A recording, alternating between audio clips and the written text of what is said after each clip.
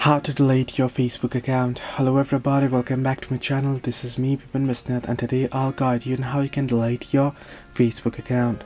Well, the process itself is pretty simple and pretty easy, so let me guide it through. In order to delete your Facebook account, simply go ahead and open up Facebook. After the latest update, you want to simply tap on the hamburger icon or the three horizontal line icon at the top right corner, then head into settings by tapping on settings at the gear icon. Once you're at settings, you can see the meta your account option, the account center. You want to tap on it. Once here, you can see under account settings, password and security, personal details, and your information and permission. Simply tap on personal details here, then tap on account ownership and control. Then you want to tap on deactivation or deletion. Then select the Facebook account that you wish to delete if you have linked multiple accounts.